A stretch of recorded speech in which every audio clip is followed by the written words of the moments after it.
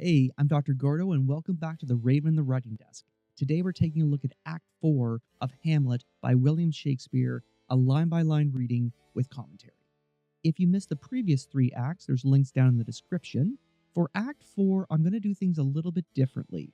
The act consists of many short scenes, so instead of doing the wrap-up at the end of each scene, I'm going to let them build up a little bit. Otherwise, we're still doing a line-by-line reading with a little bit of commentary. And no, I'm not a Shakespearean actor, but if you've made it this far, you're probably okay with it.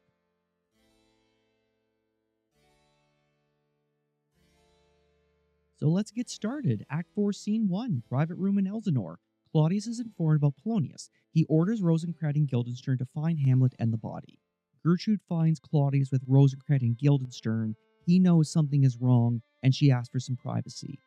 There's matters in these sights, these profound heaves you must translate. 'Tis fit we understand them. Where is your son? Bestow this place on us a little while. Ah, Lord, what I have seen tonight. What, Gertrude? How does Hamlet? Mad as the sea and wind when both contend which is the mightier, in his lawless sit, behind the arras hearing something stir, whips out his rapier, cries, a rat, and in this brandish apprehension kills the unseen good old man. Claudius correctly assumes he was the target. Oh, heavy deed! It had been so with us, had we been there. His liberty is full of threats to all, to yourself, to us, to everyone. Alas, how shall this bloody deed be answered? It will be laid to us, whose providence shall have kept short, restrained, and out of haunt this mad young man. But so much was our love, we would not understand what was most fit, but like the owner of a foul disease, to keep it from divulging, let it feed even on the pith of life. Where is he gone? Gertrude believes Hamlet is remorseful. To draw apart the body he hath killed, over whom his very madness, like some ore among a mineral of metal's base, shows itself pure. He weeps for what he has done. Hamlet needs to go immediately. Oh, Gertrude, come away. The sun no sooner shall the mountains touch, but we will ship him hence, and this vile deed we must with all our majesty and skill both countenance and excuse. Ho, Guildenstern! Claudius is ordering Rosencrantz and Guildenstern to get Hamlet to England right away. Friends both, go join you with some further aid. Hamlet in madness hath Polonius slain, and from his mother's closet hath he dragged him. Go, seek him, speak fair, and bring the body into the chapel. I pray you, hasten this. Claudius wants to talk to his advisors. They need to avoid a scandal. Come, Gertrude, we'll call upon our wisest friends and let them know both what we mean to do, what untimely's done.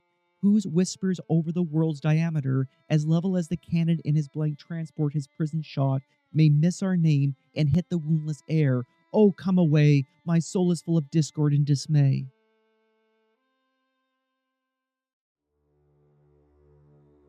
Act 4, Scene 2, inside Elsinore. Hamlet refuses to reveal the location of the body. He leads Rosencrantz and Guildenstern on a chase. Hamlet has just hidden the body and he can hear his name being called off stage. Safely stowed. Hamlet! Lord Hamlet! But soft, what noise? Who calls on Hamlet? Oh, here they come. What have you done, my lord, with the dead body? Compounded it with dust, whereto 'tis kin. Tell us where 'tis, that we may take it thence and bear it to the chapel. Do not believe it. Believe what? That I can keep my counsel and not my own. Besides, to be demanded for a sponge, what replication should be made by the son of a king? Take me for a sponge, my lord. Aye, sir, that soaks up the king's countenance, his rewards, his authorities, but such officers do the king best service in the end.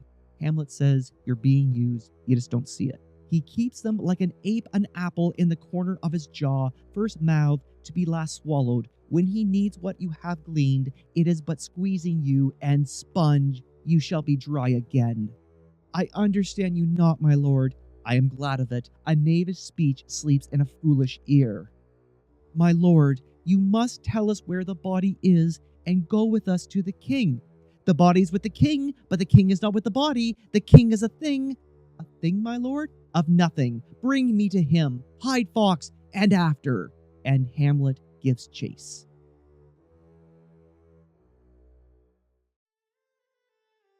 Act 4, Scene 3, Private Room in Elsinore. After being questioned by Claudius, Hamlet reveals the location of Polonius. Hamlet is to leave for England immediately. However, in a letter to the English court, Claudius requests the execution of Hamlet. Claudius remarks that because the people like Hamlet, he can't be punished. I have sent to seek him and find the body. How dangerous it is that this man goes loose. Yet must not we put the strong law of him? He's loved by the distracted multitude, who like not in their judgment, but their eyes. And where, 'tis so, the offender's scourge is weighted, but never the offense. To bear all smooth and even, this sudden sending him away must seem deliberate pause. Disease desperate grown by desperate appliance are relieved or not at all. Even though Hamlet was already going to England, doing this right after the murder of Polonius looks very suspicious. Rosencrantz arrives with an update. How now? What has befallen? Where the body is bestowed, my lord, we cannot get from him. But where is he? Without, my lord, guarded, to know your pleasure. Bring him in before us. Ho! Bring in the lord! Now, Hamlet, where's Polonius? At supper. At supper where? Not where he eats, but where he is eaten. A certain convocation of politic worms are even at him. Your worm is your only emperor for diet. We fat all creatures else to fat us, and we fat ourselves for maggots. Your fat king and your lean beggar is but veritable service. 2 dishes but to 1 table. That's the end. Alas, alas, a man may fish with that worm that hath eat a king, and eat a fish that hath fed on that worm. What doth mean by this? Nothing but to show you how a king may go progress through the guts of a beggar. Where is Polonius? In heaven. Send thither to see. If your messenger find him not there, seek him in the other place yourself. But if indeed you find him not within a month, you shall nose him as you go up the stairs to the lobby. Go seek him there. He'll stay until you come. Hamlet, this deed for thine especial safety, which do we tender, as we dearly grieve for that which thus is done, must send thee hence with fiery quickness. Therefore prepare thyself. The bark is ready, and the wind at help, the associates tend, and everything is bent for England. For England? Aye, Hamlet. Good. So is it, if thou knewest our purpose. I see a cherub that sees them, but come, for England. Farewell, dear mother. Thy loving father, Hamlet. My mother? Father and mother is man and wife is one flesh, and so, my mother, come, for England. Follow him at foot, tempt him with speed abroad, delay it not, I'll have him hence tonight. Away, for everything is sealed and done that leans in the affair, pray you, make haste. All exit but Claudius, and in a soliloquy, Claudius points out that England owes Denmark a favor, and he's calling it in. And England, if my love thou holds at aught, as my great power thereof may give thee sense, since yet this Citrius looks raw and red after the Danish sword, and thy free awe pays homage to us, thou mayest not coldly set our sovereign process, which imparts at full, by letters conjuring to that effect, the present death of Hamlet. Do it, England! For like the hectic in my blood he rages, and thou must cure me, till I know 'tis done, however, my haps, my joys will never begin. Recap Act 4, Scenes 1 through 3. Hamlet is taken into custody. Polonius' body is found. Claudius realizes that Hamlet wants to kill him, so he is asking the English court to execute him upon his arrival. Perspectives. Gertrude. She informs Claudius of the murder of Polonius. Claims that Hamlet is remorseful, but says nothing of their conversation. Keeps some distance from Claudius. Rosencrantz and Guildenstern continue to take orders from Claudius. They are to escort Hamlet to England, but he warns them that they are being used. They are unaware that they carry Hamlet's execution order. Claudius. Between the play within the play and the death of Polonius, it is clear Hamlet wants him dead. Claudius plots to have the English court execute Hamlet. Hamlet. It is difficult to tell the difference between real and feigned madness. He makes a game out of hiding Polonius' body and claims that he is happy to be going to England. Audience point of view. The people may forgive Hamlet for his crime, but how will Ophelia and Laertes react? How will Hamlet escape from Claudius' plan? What else is going on in the kingdom with chaos at court?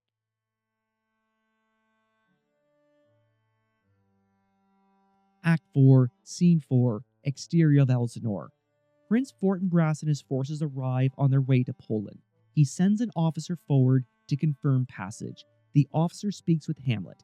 Hamlet is inspired by the soldier's sacrifice and reconfirms his commitment to revenge. For the first time, we hear Fortinbras, who tells his captain to go check with Claudius and confirm they have free passage across Denmark to Poland. Go, captain. From me greet the Danish king. Tell him that by his license, Fortinbras craves the conveyance of a promise marched over his kingdom. You know the rendezvous? If that his majesty would aught with us, we shall express our duty in his eye, and let him know so.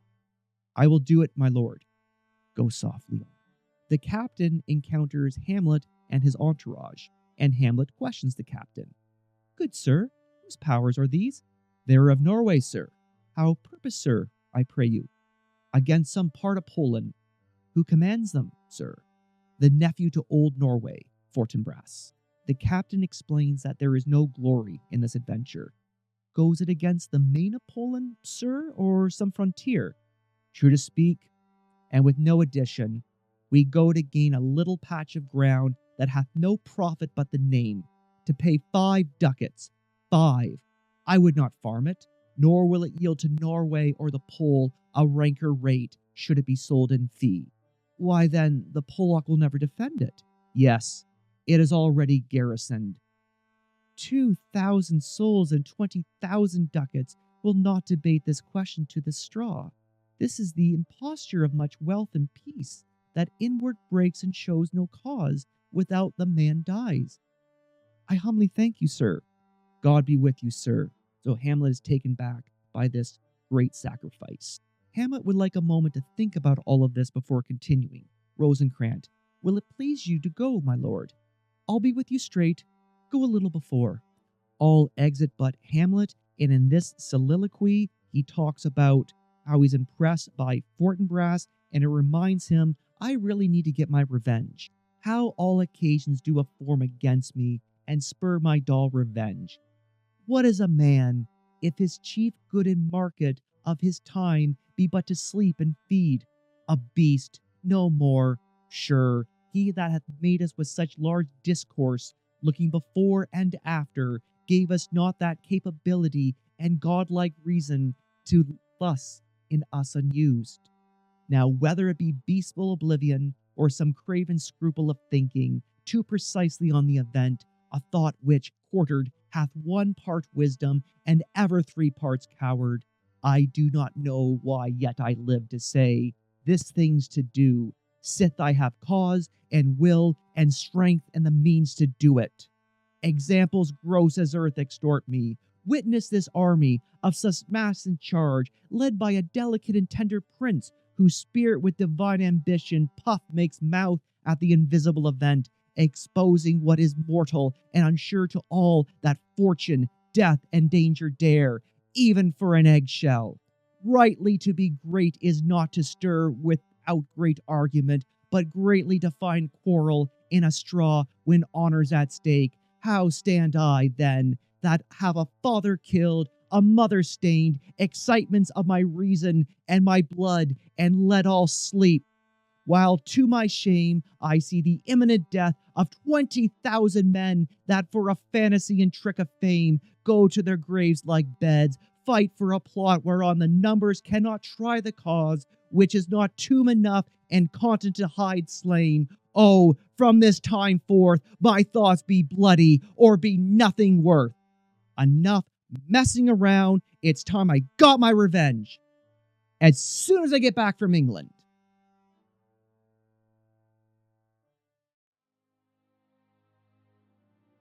Act 4, Scene 5, Grand Hall of Elsinore. Ophelia, overcome by grief, has gone mad. She rambles to members of the court. Suddenly, Laertes arrives with armed men. He blames Claudius for the death of his father. Upon seeing his sister, he shuts down. An attendant and Horatio inform Gertrude that an unwell Ophelia really wants to speak to Gertrude. I will not speak with her. She is importunate, indeed distract. Her mood will needs to pitied. What will she have? She speaks much of her father, says she hears there's tricks in the world, and hems and beats her heart, spurs enviously at straws, speaks things in doubt that carry but half sense. Her speech is nothing, yet the unshaped use of it doth move the hearer to collection. They aim at it and botch the words up fit to their own thoughts. So, similar to Prince Hamlet, there's a meaning in Ophelia's ramblings, which, as her winks and nods and gestures yield them, indeed would make one think there might be thought, though nothing sure, yet much happily. 'Twere good she were spoken with, for she may strew dangerous conjectures in ill-breeding minds. Let her come in. In an aside, Gertrude remarks that it's just one misfortune after another. To my sick soul, as sin's true nature is, each toy seems prologue to some great amiss. So full of artless jealousy is guilt, it spills itself in fearing to be split. Ophelia enters. Where is the beauteous majesty of Denmark? How now, Ophelia? Ophelia starts singing. How should I know your true love from one another by this cockle-hatted staff in his sandals soon? Alas, sweet lady, what imports this song? Say you, nay, pray, you mark, he is dead and gone, lady, he is dead and gone, at his head a grass-green turf, at his heels a stone, oh ho. Nay, but Ophelia, pray you, mark, nay, pray you, mark, white his shroud as the mountain snow. Claudius enters. Alas, look here, my lord. Claudius tries to talk to her. Larded with sweet flowers, which be wept to the ground, did not go with true love showers. How do you, pretty lady? Well, God dild you. They say the owl was a baker's daughter. Lord, we know what we are, but know not what we may be. God be at your table. Conceit upon her father. Ophelia sings of a maid being deflowered. Pray, let's have no words of this, but when they ask you what it means, say you this. Tomorrow is St. Valentine's Day, all in the morning betime, and I am made at your window to be your Valentine. Then up he rose and donned his clothes, and duped the chamber door, let in the maid, that out of maid never departed more. Pretty Ophelia, indeed, without an oath, I'll make an end on it. By Gis and by Saint Charity, alack and fie for shame, young men will do it, if they come to it, by cock they are to blame. Quoth she, before you tumbled me, you promised me to wed. He answers, so would I ha' done, but yonder sun, and thou hast come to my bed. How long has she been thus? Ophelia predicts the return of her brother. I hope all will be well.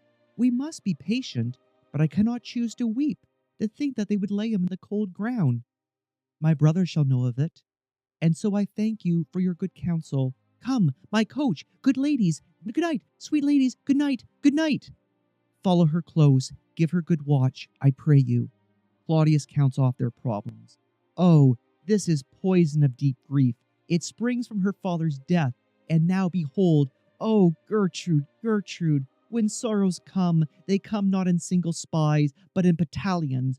First, her father slain, next, your son gone, and he most violent author of his own just remove. As predicted, people are talking about Polonius and a cover-up. He was buried quickly and without ceremony. The people muddled, thick and unwholesome in their thoughts, and whispers for good Polonius's death, and we have done but greenly in hunger-monger to intern him. Poor Ophelia divided from herself and her fair judgment, without the which we are pitchers or mere beast.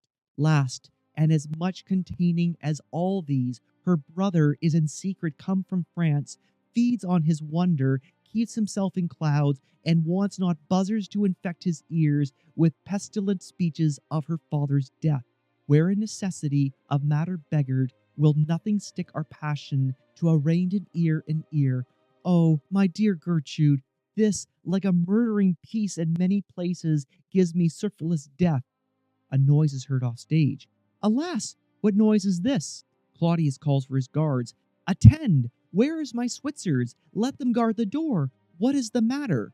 An attendant comes in, quite panicked. Save yourself, my lord! The ocean, overpeering of his list, eats not the flat with any more impious haste than young Laertes, in a righteous head, overbears your officers.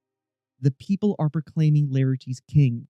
The rabble call him lord, And as the world were not yet to begin, antiquity forgot, custom not known, the ratifiers and props of every world, they cry, choose we, Laertes shall be king. Caps, hands, and tongues applauded to the clouds, Laertes shall be king, Laertes king. Gertrude decries their treason as they bust through the door. How cheerfully on the false trail they cry, oh, this is counter, you false Danish dogs. The doors are broke. It's Laertes and his men. They want to enter the courtroom, but he asks them to stay outside. Where is this king? Sirs, stand you all without. No, let us come in. I pray you, give me leave. We will, we will. Laertes confronts Claudius. I thank you. Keep the door. O thou vile king, give me my father. Calmly, good Laertes. That drop of blood that proclaims me bastard, cries cuckold to my father, brands me the harlot even here between the chaste unsmirched brow, my true mother. What is the cause, Laertes, that thy rebellion looks so giant-like? Let him go, Gertrude. Do not fear our person. There's such divinity doth hedge a king, that treason can but peep to what it would, acts little of his will.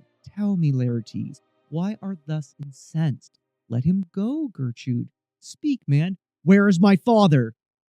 Dead, but not by him. Let him demand his fill. How came he dead? I'll not be juggled with. To hell allegiant, vows to the blackest devil, conscience and grace to the profoundest pit. I dare damnation. To this point I stand, that both the worlds I give negligence. Let come what comes, only I'll be revenged most thoroughly for my father. Who shall stay you? My will, not all the world. And for my means, I'll husband them so well, they shall go far with little. Good Laertes, if you desire to know the certainty of your dear father, is to writ in your revenge that, swoopstake, will you draw both friend and foe, winner and loser?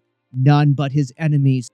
Will you know them, then? To his good friends this wide I'll ope my arms, and, like the kind life-rendering pelican, repace them with my blood. Why?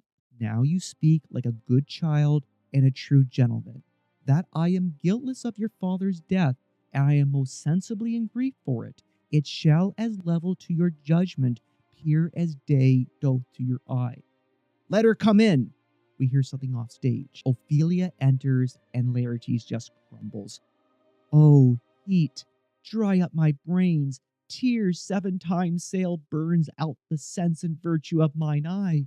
By heaven, thy madness shall be paid with weight, till our scale term the beam. O Rose of May, dear maid, kind sister, sweet Ophelia, O heavens, is it possible a young maid's wit should be as mortal as an old man's life? Nature is fine in love, and where 'tis fine, it sends some precious instance of itself after the thing it loves. Ophelia's state only increases Laertes' desire for revenge. They bore him barefaced on the bier. Nay, hey, nonny non, hey, nonny, and in his grave rained many a tear. Fare you well, my dove. Hadst thou thy wits, and didst persuade revenge, it could not move thus. You must sing a down, and you call him a down. Oh, how the wheels become it! It is the false steward that stole his master's daughter. This is nothing more than the matter. Ophelia speaks of flowers. There's rosemary. That's for remembrance. Pray you, love, remember. And there is pansies. That's for thought. A document in madness, thoughts and remembrance fitted. There's fennel for you, and columbines. There's rue for you, and here's some for me. We may call it herb of grace of Sundays.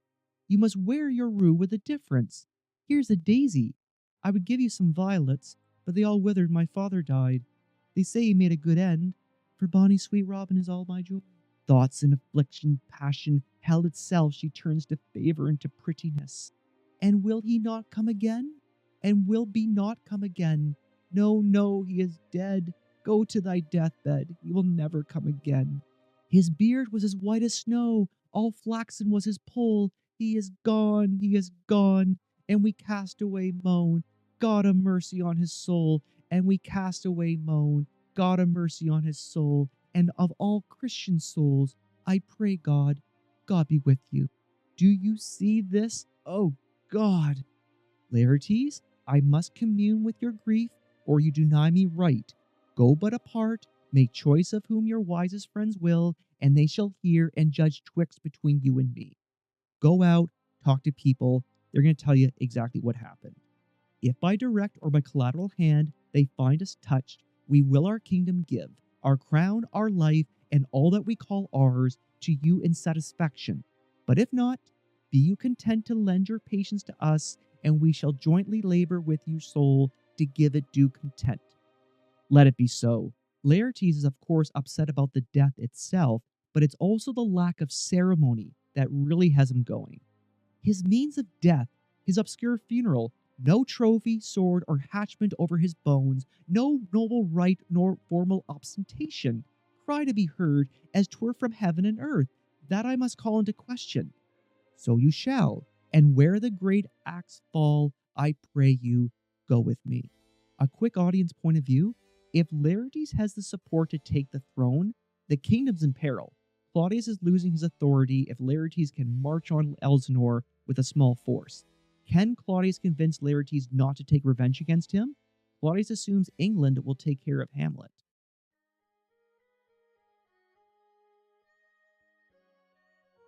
Act 4, Scene 6, Elsinore. Horatio receives a letter from Hamlet. Something happened on the way to England, and he is returning to Elsinore. Sailors have arrived with letters, and one's for Horatio. What are they that they would speak with me? Seafaring men, sir. They say they have letters for you. Let them come in. I do not know what part of the world I should be greeted, if not from Lord Hamlet. God bless you, sir. Let him bless thee too. He shall, sir, and please him. There's a letter for you, sir. It came from the ambassador that was bound for England. If your name be a Horatio, as I am let to know it is. Horatio reads the letter from Hamlet. On the way to England, wouldn't you know it, they are attacked by pirates. Horatio, when thou hast overlooked this, give these fellows some means to the king. They have letters for him. Ere we were 2 days old at sea, a pirate of very warlike appointment gave us chase. Finding ourselves too slow of sail, we put on a compelled valor, and in the grapple I boarded them. Hamlet was taken prisoner, and he negotiates his release. On this instant, they got clear of our ship, so I alone became their prisoner. They have dealt with me like thieves of mercy, but they know what they did.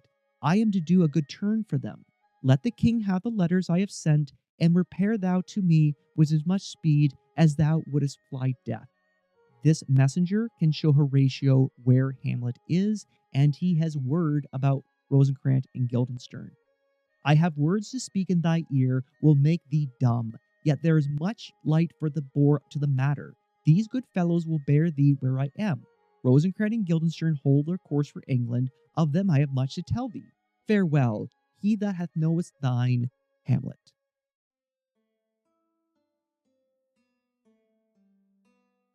Act 4, Scene 7, Private Room in Elsinore. Laertes speaks to Claudius. They learn of Hamlet's impending return, and they plot his death. Gertrude enters with some tragic news about Ophelia. Laertes has talked to some people, found out exactly what happened, and now he's sitting with Claudius. Now much your conscience my acquittal seal, and you must put me in your heart a friend, sith you have heard, and with a knowing ear, that he which hath your noble father slain pursued my life. But why was Hamlet not punished? It well appears, but tell me why you proceeded not against these feats, so criminal and so capital in nature, as by your safety, greatness, wisdom, all things else, you mainly were stirred up. Claudius explains there's 2 reasons why he didn't punish Hamlet. The first reason is because of Gertrude. Oh, for 2 special reasons, which may to you perhaps seem much unsinewed, but yet to me they're strong. The queen his mother lives almost by his looks, and for myself, my virtue or my plague, be it either which. She is so conjectured to my life and soul that, as the star moves not but in his sphere, I could not but by her. The other reason is because the people love Hamlet. The other motive why to a public count I might not go is the great love the general gender bear him, who, dipping all his faults in their affection, work like a spring that turneth wood to stone, convert his guiles to grace, so that my arrows, too slightly timbered for so loud a wind, would have reverted to my bow again, but not where I have aimed them. So punishing Hamlet would just punish the crown. this is all in good, but Laertes is thinking, how am I going to get my revenge?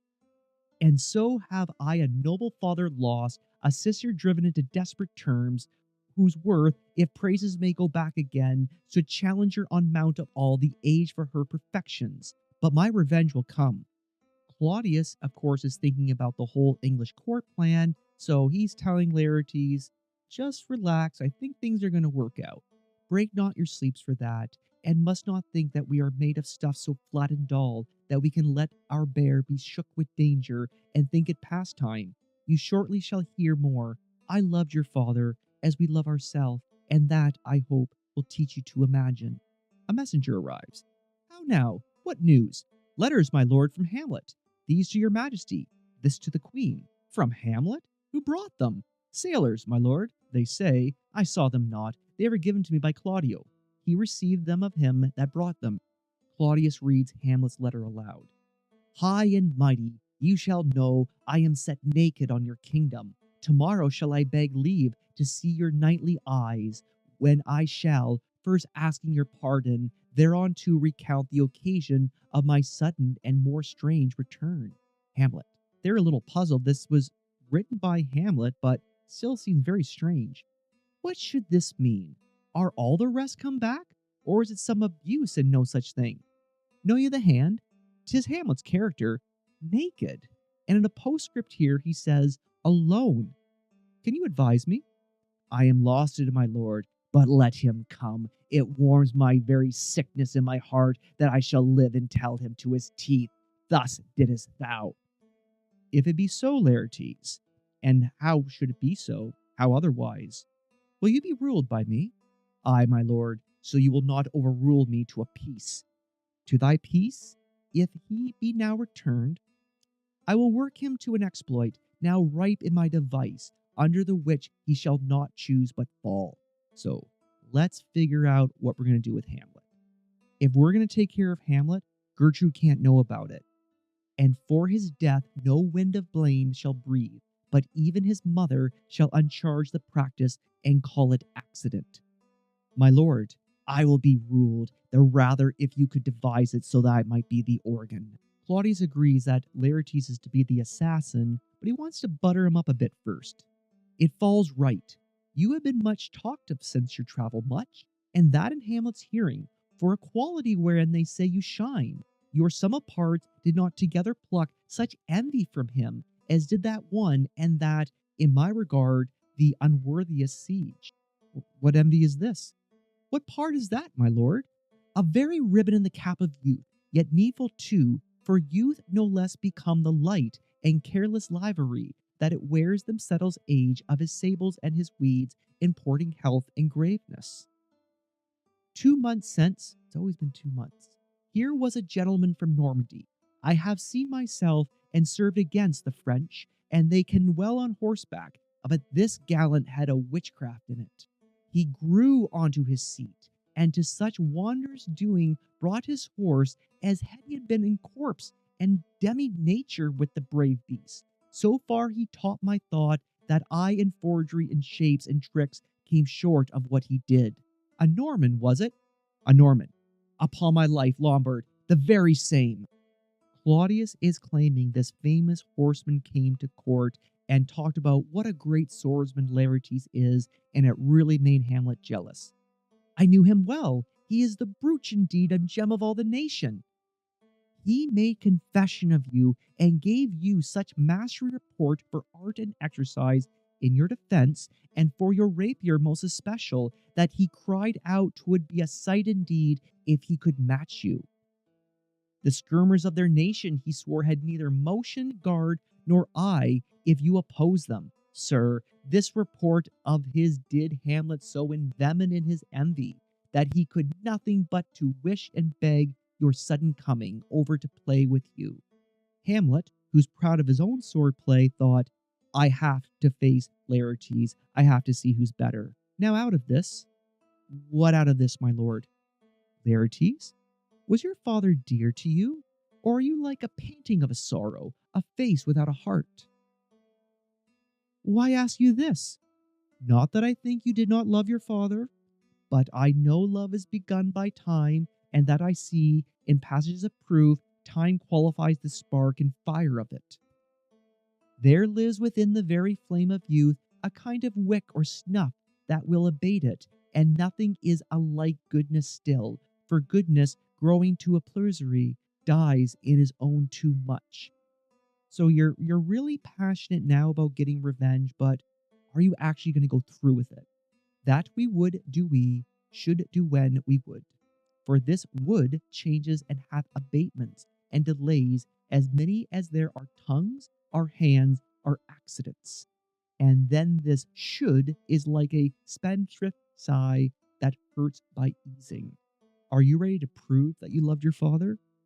But to the quick of it all, sir, Hamlet comes back. What would you undertake to show yourself indeed your father's son more than words? To cut his throat in the church. No place indeed should murder sanctuarize. Revenge should know no bounds. But, good Laertes, will you do this? Keep close within your chamber. Hamlet, return, shall know you are come home. What we're going to do is, we're going to arrange a duel between you and Hamlet. We'll put on those shall praise your excellent, and set a double varnish on the fame the Frenchman gave you. Bring you in fine together, and wager on your heads. But one of the swords is going to be deadly. He, being remiss, most generous, and free from all contriving, will not pursue the foils, so that, with ease, or with a little shuffling, you may choose a sword unbaited, and in a pass of practice require him for your father. Laertes can do one better. He's got some poison he can put on this unbaited sword. I will do it, and for that purpose I'll anoint my sword. I bought an unction of a mountebank so mortal that, but dip a knife in it, where it draws blood, no cataplasm so rare, collected from all the simples that have virtue under the moon, can save the thing from death. That is but scratched withal. I'll touch the point with this contagion that, if I gall him slightly, it may be death. Claudius likes that, but he wants to take it one step further. Let's further think on this. Weigh what convenience both of time and means may fit us to our shape. If this should fail, and that our drift look through our bad performance, 'twere better not assayed. Therefore this project should have a back or second that might hold it if this did blast in proof. Soft, let me see. We'll also use the poison in some wine, then when Hamlet's thirsty, we'll have him drink it. We'll make a solemn wager on your cunnings. Have it. When in your motion you are hot and dry, as make your bouts more violent to that end, and that he calls for drink, I'll have prepared him a chalice for the nunce, whereon but sipping he will by chance escape your venom struck, our purpose may hold there. Gertrude enters with some bad news. But stay, what noise? One woe doth trend upon another's heel, so fast they follow. Your sister's drowned, Laertes. Drowned? Oh. Where? There is a willow grows extant that brook that shows his hoar-leaves in the glassy stream. Ophelia, oblivious to the danger, calmly sank. Her clothes spread wide, and mermaid-like, a while they bore her up, which time she chanted snatches of old lauds, of one incapable of her own distress, or like a creature native and endured unto that element.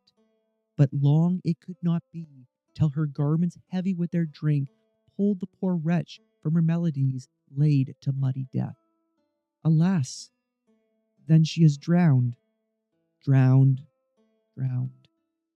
Too much of water hath poor Ophelia, and therefore I forbid my tears. But yet it is our trick, nature her custom holds, let shame what it will. When these are gone, the woman will be out. Adieu, my lord. I have a speech of fire that fain would blaze, but that this folly drowns it. Let's follow Gertrude. How much I have done to calm his rage. Now fear this I will give it start again. Therefore, let's follow. Recap, Act 4, Scenes 4 through 7. Fortinbrash's army arrived on its way to Poland. Hamlet, attacked by pirates at sea, escaped custody, returning to Elsinore. Ophelia, driven mad by events, drowns. Laertes swears revenge against Hamlet, plots with Claudius. Perspectives. Horatio. With Hamlet away, it is unclear why Horatio is still at court. It appears he tried to help Ophelia. He's amazed to hear from Hamlet, and he awaits his arrival. Fortinbras appears to be in control of his forces, honors the treaty with Denmark. Ophelia, the stress of Hamlet's madness, Polonius' death, and Laertes' away, she goes mad. Unclear if she was aware of her actions when she takes herself to the water. Gertrude, unclear if she is questioning Claudius. She defends him against Laertes. She doesn't want to speak with Ophelia, but acquiesces. Doesn't appear to have any allies at court. Laertes turns out to be a hothead. Upon hearing upon his father's death, he returns from France. Angry subjects join him and want to declare him king.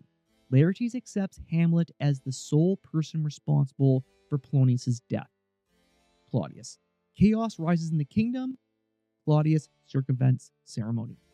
To avoid the wrath of the people and Gertrude, he plots with Laertes to kill Hamlet. His soothing of Laertes shows his skill with words. Hamlet. Upon seeing Fortinbras and his army willing to fight for a cause, he reconfirms his revenge oath. He manages to escape custody and is returning to Elsinore. Recap Act 4. Hamlet, Rosencrantz, and Guildenstern leave for England. They carry Hamlet's death warrant. Fortinbras marches to Poland. Ophelia goes mad and drowns. Laertes returns. Upon hearing Hamlet's letter, he plots with Claudius. And that concludes Act 4. So, again, I thank you for your time, and I hope you join us for Act 5, the grand conclusion of William Shakespeare's Hamlet.